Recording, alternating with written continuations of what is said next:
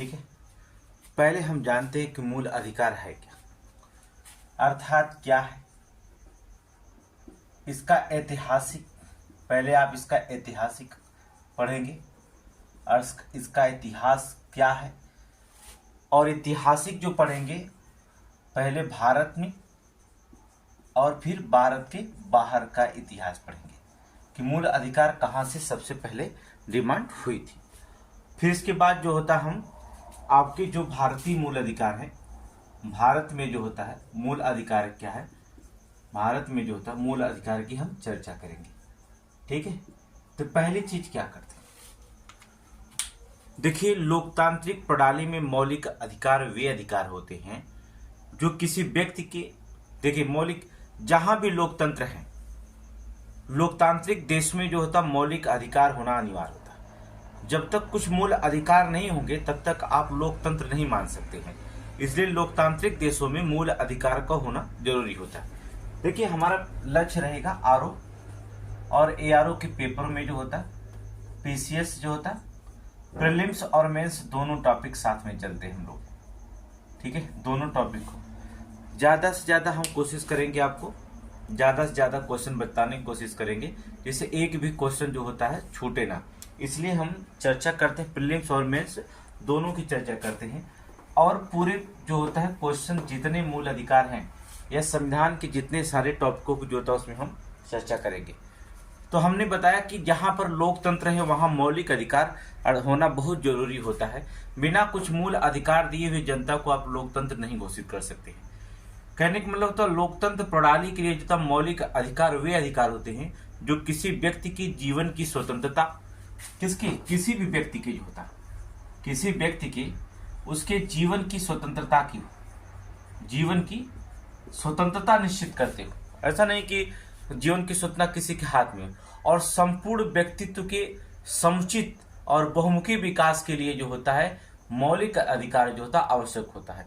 जो समुचित होता है करने के मतलब संपूर्ण विकास, बात करें संपूर्ण व्यक्तित्व के समुचित और बहुमुखी विकास के लिए जो होता है मौलिक अधिकार आवश्यक होता है। लेकिन अगर सिद्धांत में देखा जाए तो मौलिक अधिकार को हम कह सकते हैं कि मौलिक अधिकार का अर्थ क्या निकलता है।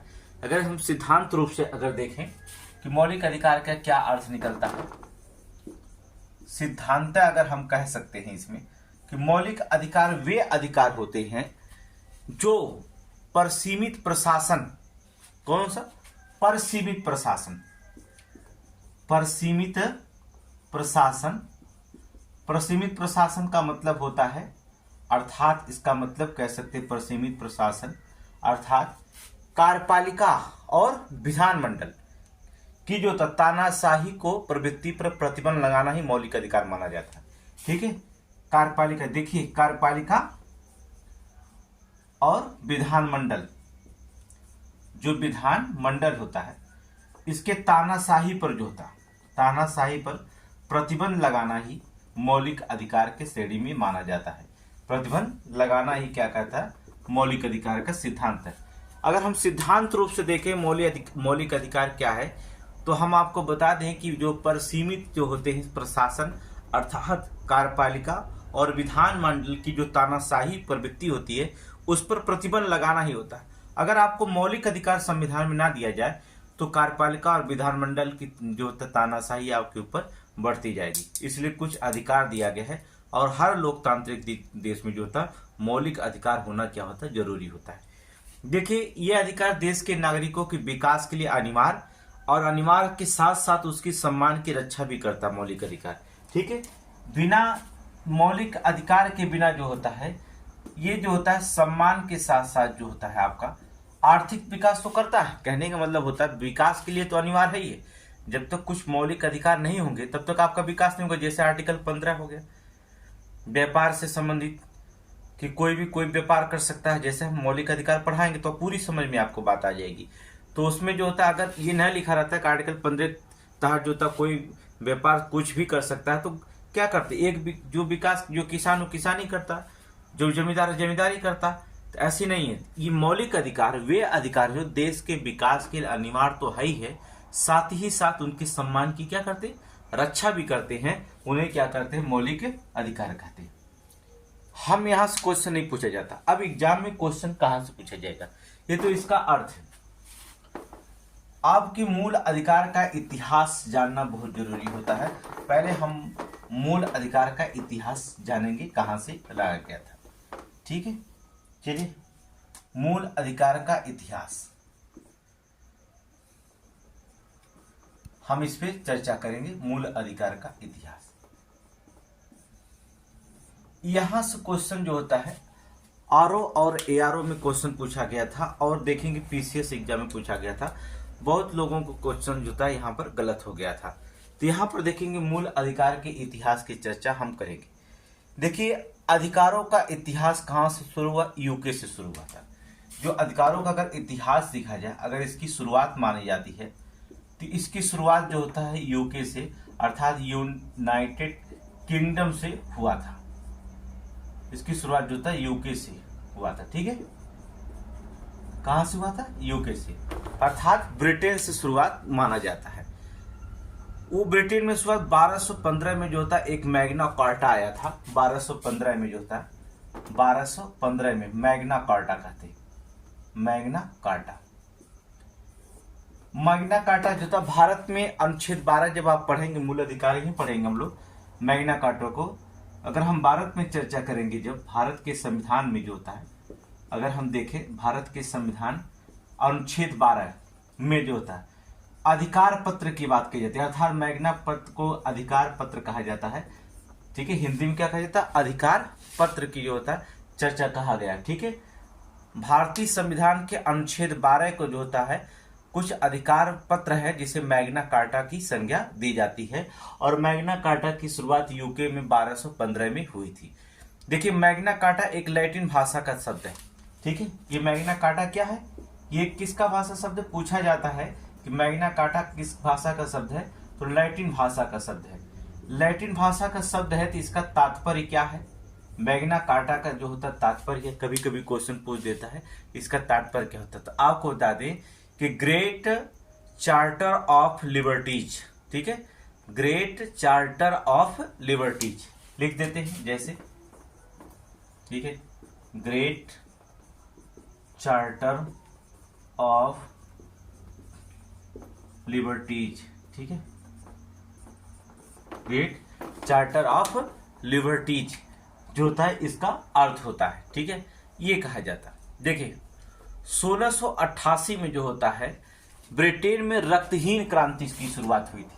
कहां पर? यूके में, अर्थात यहां पर देखे जाएगा तो 1688 में जो होता है ब्रिटेन में जो होता है मौलिक अधिकार को लेकर के रक्तहीन क्रांति शुरू हुई थी। रक्तहीन क्रांति हुई थी, याद रखना 1688 में जब ब्रिटेन में रक्तहीन क्रांति शुरू हुई थी। इसका तत्कालिक जो थे वहां पर तत्कालिक सम्राट जो थे जेम्स द्वितीय थे। कौन थे? तत्कालिक सम्राट जो थे जेम्स द्वितीय थे उस समय जब हुआ था। ठीक है, वहां के ब्रिटेन के जो थे तत्कालिक सम्राट, अगर क्वेश्चन पूछता है किसके शासनकाल में? जेम्स द्वितीय के शासनकाल में एक क्वेश्चन पूछा गया है। जेम्स द्वितीय के शासनकाल में ब्रिटेन में रक्तहीन क्रांति हुई थी। कब? 1688 में जो होता है रक्तहीन क्रांति हुई। इसके उस समय शासन थे जेम्स द्वितीय शासक थे। इन्होंने क्या किया? जेम्स द्वितीय जो थे इन्होंने अपनी गद्दी छोड़ दिया, और उनके जगह पर जो था, इनको गद्दी छोड़ने उनके जगह पर विलियम और मेरी, ठीक है, जेम्स द्वितीय की जगह जो होता है जब ये गद्दी से हट गए, गद्दी छोड़नी पड़ी थी रक्तहीन की क्रांति में, तो उस समय जो होता है विलियम और मेरी, याद रखना ये दामाद और इनकी पुत्री थी। ठीक है, जेम्स द्वितीय के दामाद विलियम थे और ये मेरी उनकी पुत्री थी। ठीक है, जेम्स द्वितीय के इन्होंने गद्दी को क्या हुआ? संभाला। आज गद्दी संभालने के बाद 1689 ईस्वी में जो होता है उन्होंने क्या कर दिया? 1689 का बिल ऑफ राइट्स पारित हुआ था। ठीक है, 1689 में जो होता है बिल्स ऑफ राइट जो होता है पारित किए, मौलिक अधिकार, बिल्स ऑफ राइट को जो होता पारित हुए थे। तो देखिए शुरुआत कहां से हमने बताया, मौलिक अधिकार की शुरुआत कहां से मानी जाती है? यूके से माना जाता है, यूनाइटेड किंगडम ब्रिटेन से माना जाता है। 1215 में मैग्ना कार्टा के जो होता है लैटिन भाषा का शब्द है, जिसका तात्पर्य होता है कि ग्रेट चार्टर ऑफ लिबर्टीज। ठीक है, यहाँ से अधिकार पत्र को लेकर डिमांड हुई थी और 1688 में जो था ब्रिटेन में इसके लेकर के रक्तहीन क्रांति हुई, जिसमें जो होता है तत्कालिक सम्राट जेम्स दूदी जो होता गद्दी छोड़ना पड़े और उनके स्थान पर उनके जो होते दामाद और पुत्री विलियम और मेरी ने होता गद्दी को संभाला और 1689 में बिल ऑफ राइट्स को क्या कर दिया गया, पारित कर दिया गया। बिल्स ऑफ राइट को क्या कर दिया, पारित कर दिया गया। इसके बाद फिर क्रांति एक हुई मौलिक अधिकार को लेकर के, जिसे आपको बता रहे हैं। फिर जो होता है, ये तो आपका पहला इतिहास जाने कि कहां से शुरुआत हो रही है। अब आप दूसरे इतिहास की बात करेंगे हम। एक बार फिर क्रांति हुई 1789 में, जिसे आपको कहते हैं फ्रांस की क्रांति। कब हुई थी? 1789 में फ्रांस की क्रांति शुरू हुई। मौलिक अधिकार को लेकर हम चर्चा कर रहे हैं। मूल को अधिकार को लेकर जो था फ्रांस की क्रांति 1789 में होता, जिसमें लुई 14वें थे। उन्होंने जो होता है लुई 14वें के फ्रांस की क्रांति में जो होता है उन्हें फांसी भी दे दी गई थी। आपको पता है declaration of the right of man. ठीक है, declaration of the right of man 1789 के बाद संवैधानिक अधिकारों की व्यवस्था कर दी गई थी। कहाँ? फ्रांस की क्रांतियों में जो होता है। ठीक है, 1789 के बाद जो होता है फ्रांस के क्रांतियों में जो होता है ऐसी व्यवस्था की थी, संवैधानिक व्यवस्था की गई थी इन अधिकारों को लेकर के। किसको? मूल अधिकारों को लेकर के। इसके बाद जो होता है 1791 में यूएसए ने अपने संविधान में जो होता है प्रथम और 10वां संशोधन के द्वारा, ठीक है, यूएसए 1791 में, याद रखिएगा, यूएसए ने 1791 में जो होता है प्रथम 10वां संशोधन किया था। 10वां संशोधन के द्वारा जो होता है अपने जो संविधान था, यूएसए का संविधान लिखित संविधान माना जाता है, प्रथम 10वां संशोधन करके जो होता है इन अधिकारों को जो था उन्होंने हिस्सा बना लिया। किसको? मौलिक अधिकार को जो था हिस्सा। तो क्वेश्चन पूछा जाता है कि यूएसए ने जो था मौलिक अधिकार को अपने संविधान में कब हिस्सा बनाया था? तो 1751 में इन्होंने जो होता है मौलिक अधिकार को अपना हिस्सा बनाया था और जो होता है 10वां संशोधन के द्वारा। ठीक है, संविधान में प्रथम था और 10वां संशोधन करके जो होता है इन अधिकारों को क्या करा लिया, अपने संविधान में शामिल कर लिया। ये तो आपका बात हुई किसके? विदेशों की बात करें कि कहां से शुरुआत होती है।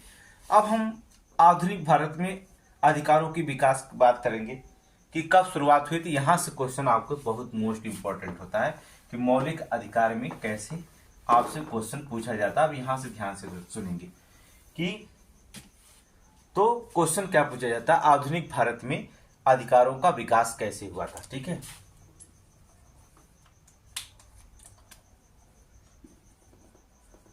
आधुनिक भारत में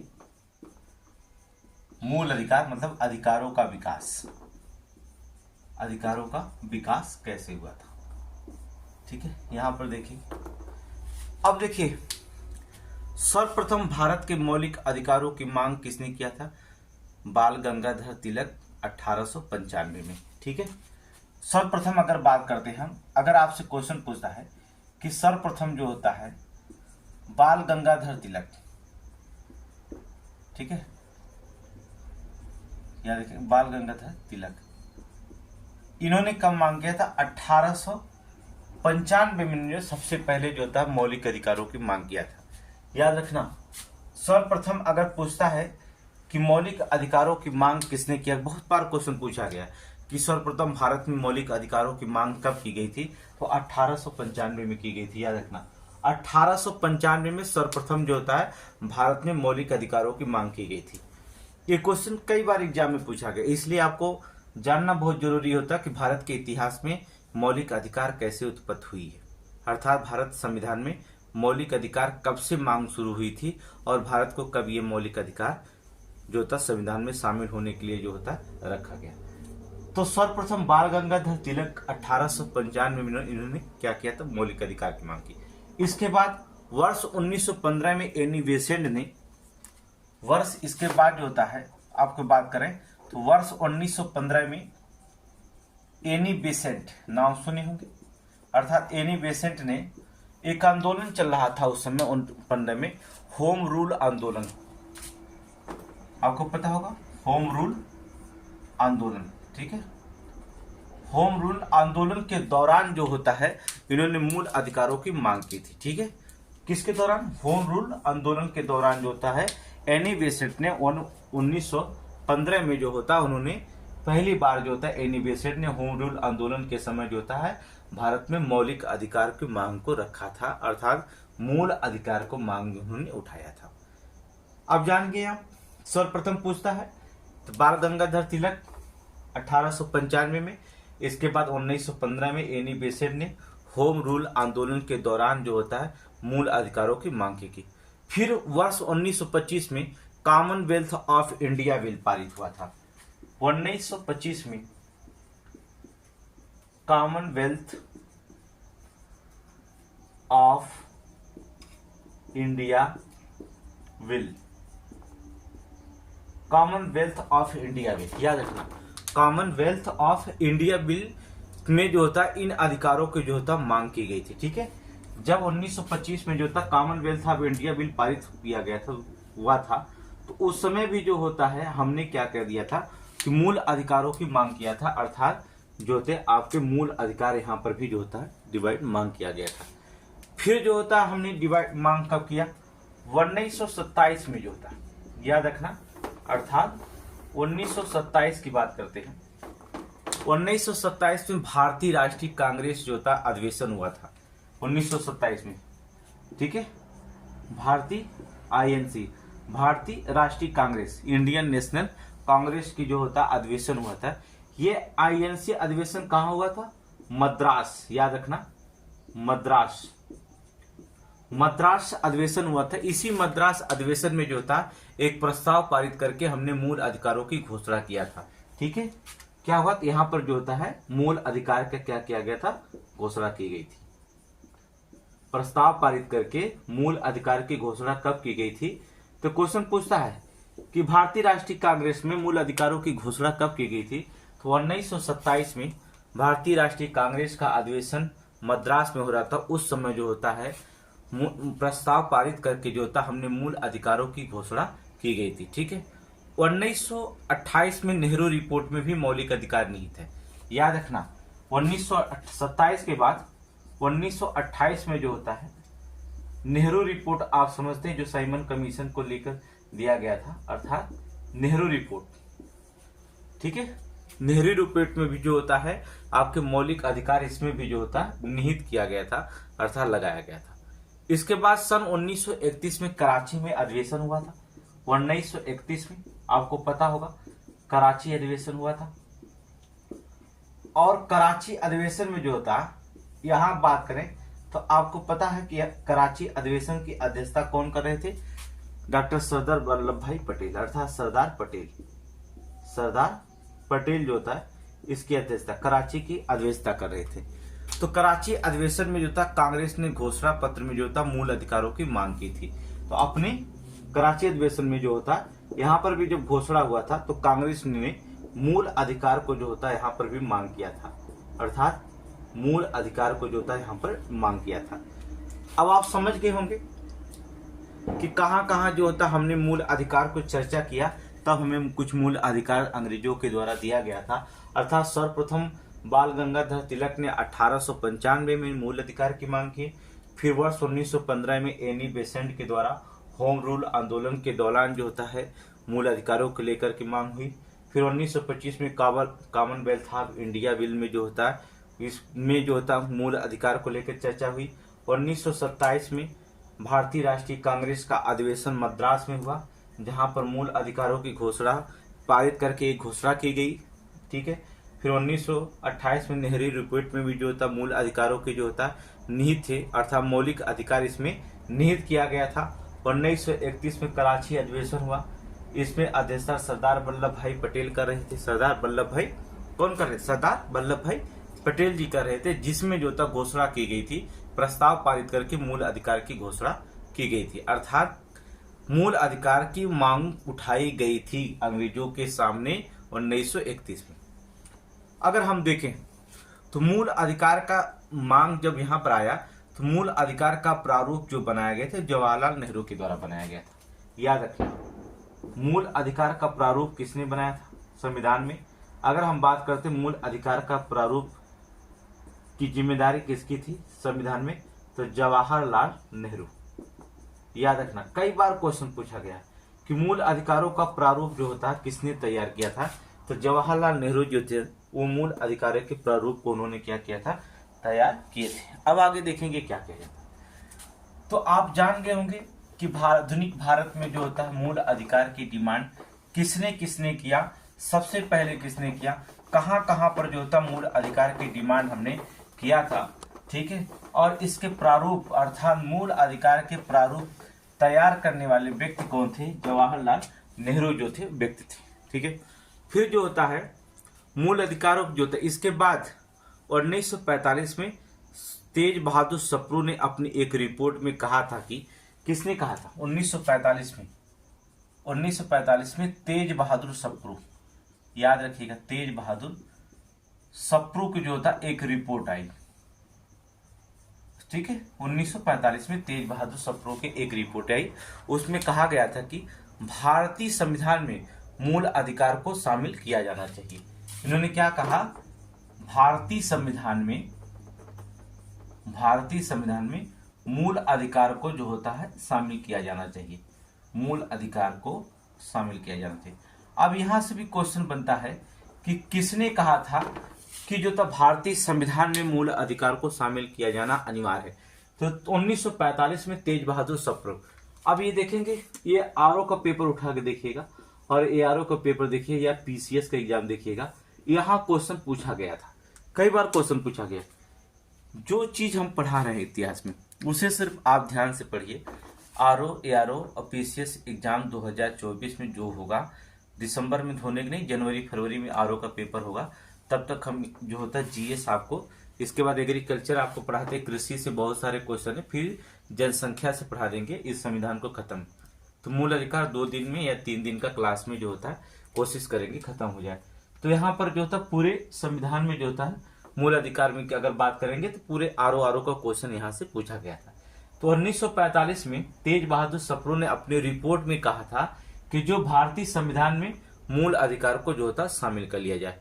अगर हम देखें, मूल अधिकारों की एक उप समिति भी बनाई गई थी, आपको पता होगा कि मूल अधिकार के लिए तो समिति बनाई गई थी, जो था एक उप समिति भी बनाई गई थी, मूल अधिकार के लिए उप समिति भी बनाई गई थी, ठीक है। उस उप समिति के जो होता है जिसके अध्यक्ष बनाए गए थे, इसके उप समिति के अध्यक्ष कौन थे, जेबी कृपलानी, ठीक है, जेबी कृपलानी, ठीक है। उप समिति बनाई गई, समिति के अध्यक्ष तो आप सरदार वल्लभ भाई पटेल को बनाए थे, लेकिन उप समितियां भी बनाई गई थी मूल अधिकार को लेकर के, जिसके अध्यक्ष जो थे जेबी कृपलानी थे। ये क्वेश्चन आरओ में जो होता पूछा गया था, तो बहुत सारे लड़के कंफ्यूज थे, लेकिन जो होता कंफ्यूज नहीं है। एक एक क्वेश्चन आप देखेंगे, आपको बताएंगे, एक एक क्वेश्चन आपको बताएंगे, अच्छे से अच्छे क्वेश्चन जो आपके बुक्स में नहीं होंगे, लेकिन जो होता है बड़ी बड़ी किताबें तैयारी करने वाले जो नए बच्चे उनके लिए तो ठीक है, जो भाई पीसीएस का एग्जाम की तैयारी कर रहे हैं या दे रहे हैं पेपर, उनके लिए जो होता अच्छी बात है, वो अच्छी अच्छी किताबें पढ़ते होंगे, जैसे लक्ष्मीकांत हो गए, ठीक है। लेकिन देखिए फैक्ट में रिटन के लिए अच्छा एग्जामिनर फोकस करता है लक्ष्मीकांत जी का, लेकिन और भी जो होता है सुभाष कश्यप किताब पढ़नी पड़ेगी, डी बसु जी की किताब जो पढ़नी पड़ती है अच्छी किताबों के लिए। अब हम अपने मूल अधिकार की बात करेंगे, भारत में मूल अधिकार कैसे शामिल किया गया। देखिए कि भारत के संविधान की हम बात करेंगे मूल अधिकार में, ठीक है। अब यहाँ पर क्या पहली चीज क्या होता है, इसका उल्लेख कहाँ किया गया, हम इसकी चर्चा करते हैं। भारतीय संविधान में मूल अधिकार को शामिल किया गया, तो इसका उल्लेख किस में किया गया, इसको किया गया भाग 3 में रखा गया। हमने क्या किया, भाग 3 में रखा। कितने आर्टिकल में, अर्थात अनुच्छेद की बात करेंगे तो 12 से लेकर के, देखिए यहाँ पर हमने कहा 12 से लेकर के 35 तक जो होता है मूल अधिकार को हमने रखा है।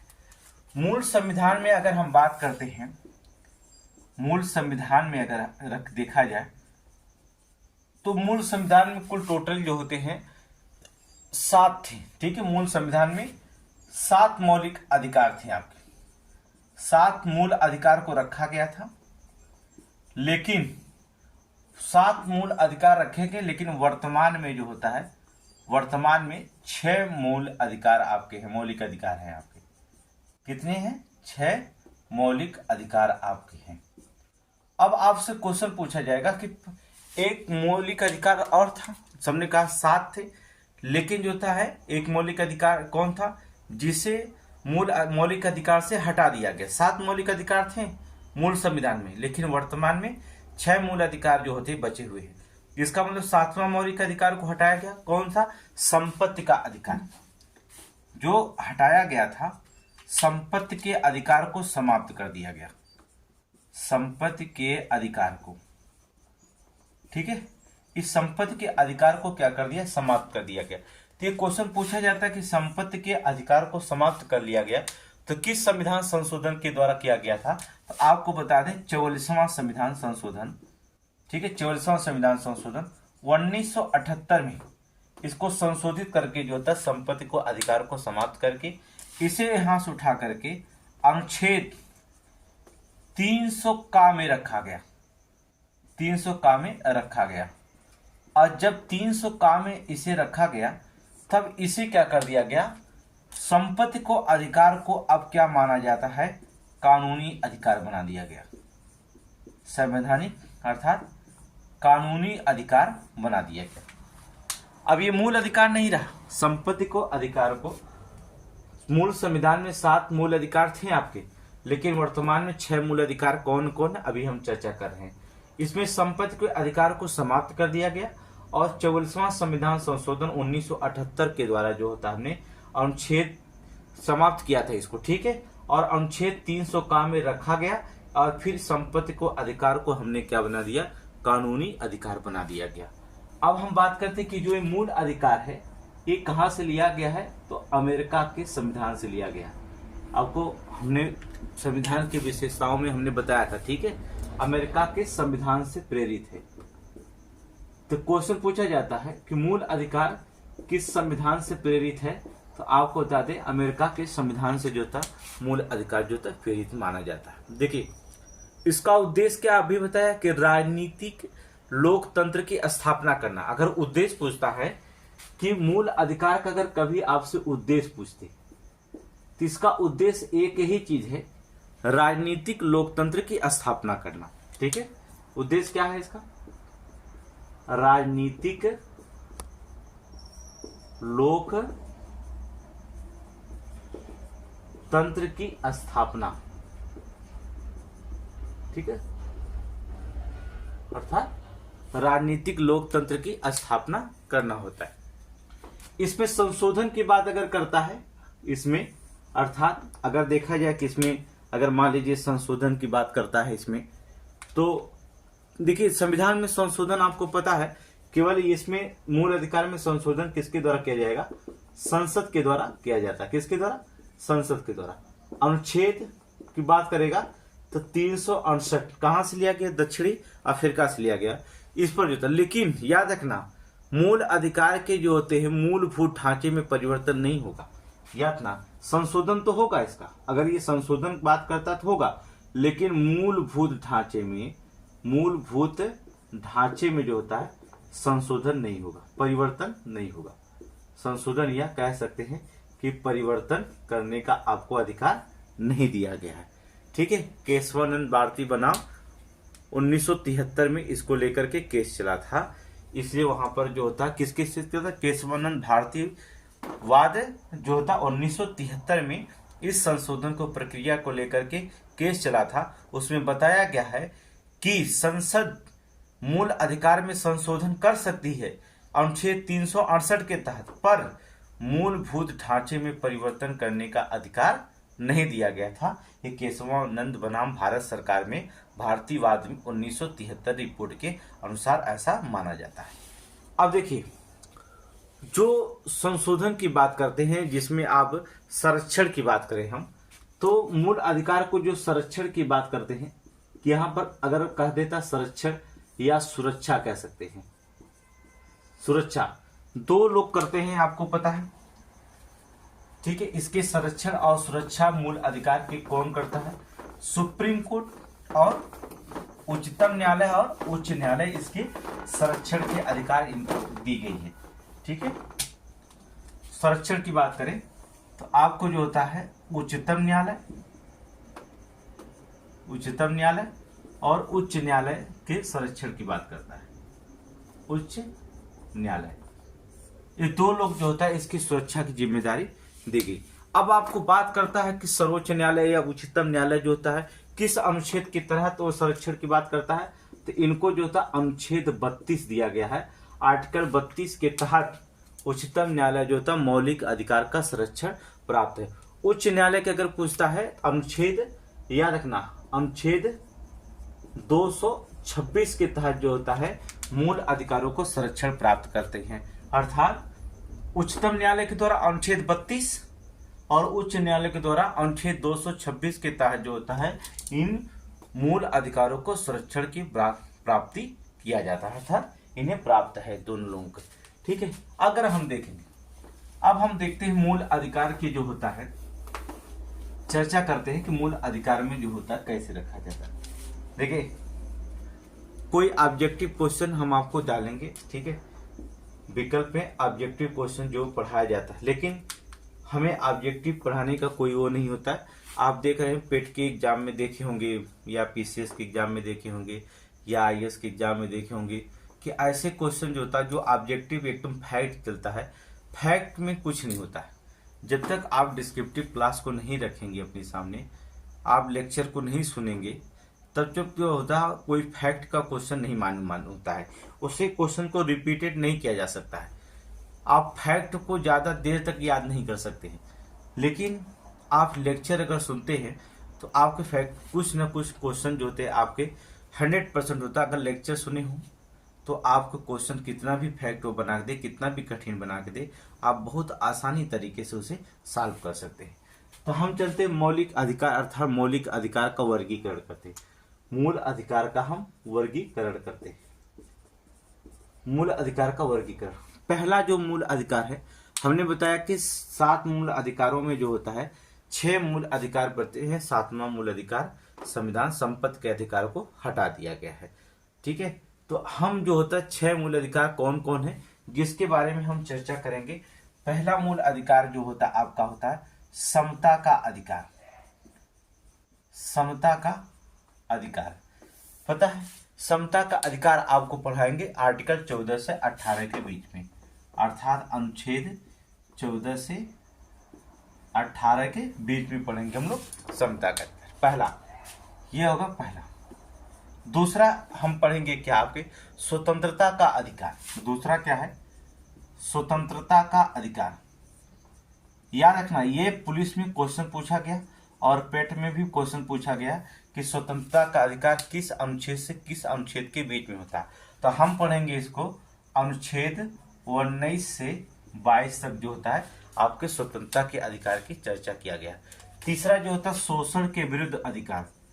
शोषण के विरुद्ध अधिकार, ठीक है, विरुद्ध अधिकार, इसकी चर्चा कब की गई, अर्थात आर्टिकल 23 और 24 में। अनुच्छेद 23 और 24 में जो होता है 23 से 24 तक जो होता है शोषण के विरुद्ध के अधिकार बढ़े। फिर चौथा जो होता है धर्म की स्वतंत्रता के अधिकार की चर्चा करेंगे। चौथा जो होता है आपका धर्म की स्वतंत्रता का अधिकार। याद रखना, धर्म की स्वतंत्रता का अधिकार। धर्म की स्वतंत्रता का अधिकार जो था आर्टिकल 25 से 28 के बीच में चर्चा हुई। ठीक है, आर्टिकल 25 से कितना 28 के बीच में चर्चा हम करेंगे, पूरे विस्तृत हम इसको पढ़ाएंगे आपको आर्टिकल। ठीक है, फिर पांचवा जो होता है सांस्कृतिक और शिक्षा संबंधी अधिकार करेंगे। पांचवा हम पढ़ेंगे क्या, सांस्कृतिक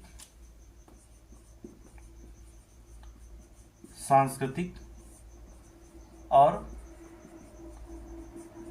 शिक्षा संबंधी अधिकार। शिक्षा संबंधी अधिकार, इसकी चर्चा हम करेंगे अनुच्छेद 29 और 30 में करेंगे।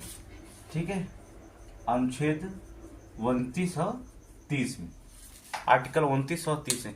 लास्ट में हम करेंगे संवैधानिक उपचारों का अधिकार। छठवां हम पढ़ेंगे हम लोग संवैधानिक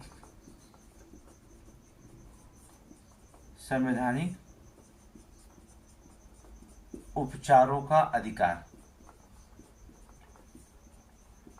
ठीक है, संवैधानिक उपचारों का, इसको पढ़ेंगे अनुच्छेद 32 से लेकर के 35 तक जो होगा, ठीक है, आर्टिकल अनुच्छेद 32 से 35 तक जो था हम इसमें चर्चा। ये 6 मूल अधिकार आपके वर्गीकरण हमने बांटा, भारत में पढ़ना होगा। समता का अधिकार अनुच्छेद 14 से 18 में, स्वतंत्रता का अधिकार अनुच्छेद 19 से 22 तक ले, शोषण के विरुद्ध अधिकार 23 से 24 तक, धर्म की स्वतंत्रता का अधिकार 25 से 28 तक, सांस्कृतिक और शिक्षा संबंधी अधिकार 29 से 30 तक, संवैधानिक उपचारों का अधिकार 32 से 35 तक जो होता हम इसमें पढ़ा जाएगा। अब देखिए आर्टिकल 31 क्या था, संपत्ति का अधिकार था। हमने बताया ना अनुच्छेद 31 नहीं हम पढ़ेंगे इसमें, क्योंकि अनुच्छेद 31 संपत्ति के अधिकार को जो होता है 44वें संशोधन के द्वारा 1978 में जो होता है इस अधिकार को समाप्त कर दिया गया, संपत्ति को अनुच्छेद 300 का में रख दिया गया। वो आर्टिकल आपका 31 में था, इसलिए यहाँ पर 31 पढ़ने की जरूरत नहीं होगा। लेकिन इन्हीं मूल अधिकारों में बात करें, ये जितना 6 मूल अधिकार हैं, इन 6 मूल अधिकारों में कुछ भारतीयों के लिए, नागरिकों के लिए मौलिक अधिकार विशेष रूप से प्राप्त है, और कुछ जो होता है भारत के साथ साथ विदेशियों को भी मौलिक अधिकार इसमें प्राप्त है। जैसे क्वेश्चन आपसे पूछा गया है, क्या क्वेश्चन पूछा गया देखेंगे आप।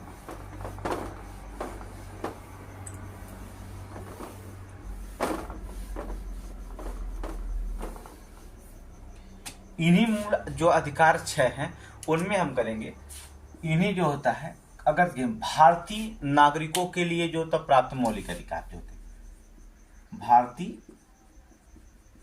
नागरिकों के मौलिक अधिकार क्या,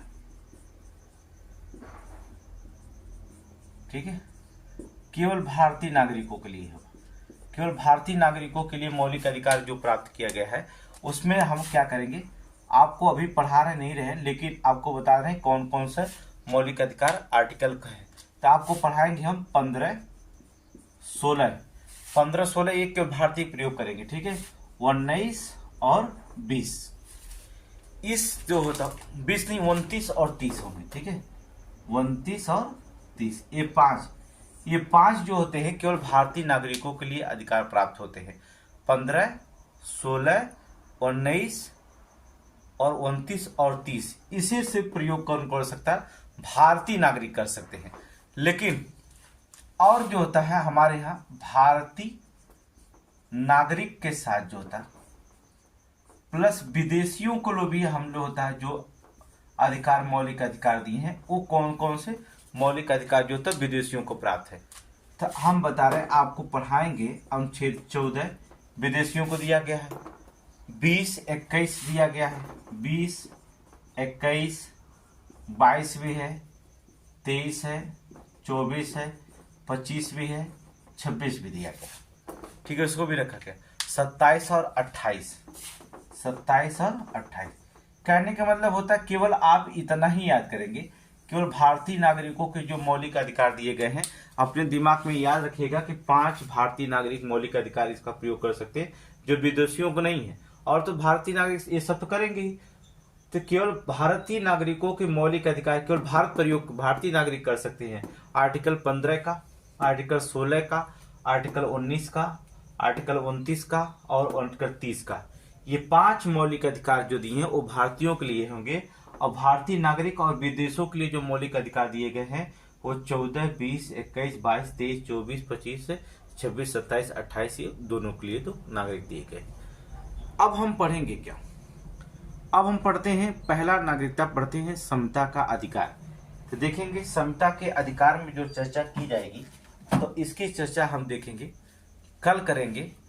पहला अधिकार हम पढ़ेंगे मौलिक अधिकार में समता का अधिकार कौन कौन होंगे। तो ये तो आपका ऐतिहासिक वर्णन हुआ, कहाँ से क्या बताया गया, ये सारे क्वेश्चन आप देख लीजिएगा। फिर हम कल मिलेंगे, समता के अधिकार को बताएंगे 14 से 18 और एक 19 से स्वतंत्रता का अधिकार बताएंगे, अर्थात अनुच्छेद 19 से 22 तक ले। ये अनुच्छेद 19 से 22 तक ले और 14 से 18 तक समता का अधिकार और स्वतंत्रता का अधिकार, ये 2 अधिकार आपको जानना जरूरी है। इन्हीं मौलिक अधिकारों में सारे अधिकार छिपा हुआ है। अगर इसका आप विस्तृत ज्ञान कर लेते हैं तो ये समझ जाइए कि आपका मौलिक अधिकार पूर्ण रूप से तैयार हो जाता है। तो कौन कौन पढ़ेंगे, समता का अधिकार और स्वतंत्रता का अधिकार। इनको पढ़ना बहुत जरूरी है। इन्हीं में जो होता सारे क्वेश्चन जितना भी पूछा गया है, चाहे पीसीएस मेंस में पूछा गया हो, चाहे प्रीलिम्स में पूछा गया हो, चाहे आरओ में पूछा गया हो, चाहे आरओ में पूछा गया हो, इन्हीं दो में पूछा जाता है। 14 से लेकर के 22 तक मोस्ट इम्पोर्टेंट। और सोशल के विरुद्ध 23 और 24 तो ये तो आम चीज है, ये तो बार बार पूछा जाता है। लेकिन 19, 20, 21, 22 मोस्ट इंपॉर्टेंट होते हैं। और 14 से 18 के बीच में समता का अधिकार में कुछ अपवाद भी हैं, जिसकी हम चर्चा करेंगे कल। तो आज की क्लास इतना ही रहेगी, फिर हम आपको बताएंगे कैसे किया। तो 30 से 35 या 40 मिनट का क्लास होता है। तो आप हमारे चैनल पे बने रहिए, और आप जो होता है इस चैनल पे बने रहिए। पूरा संविधान आपको अच्छे से नॉलेज करा देंगे, एक एक पॉइंट जो होता है हम आपको नॉलेज करा देंगे आपको।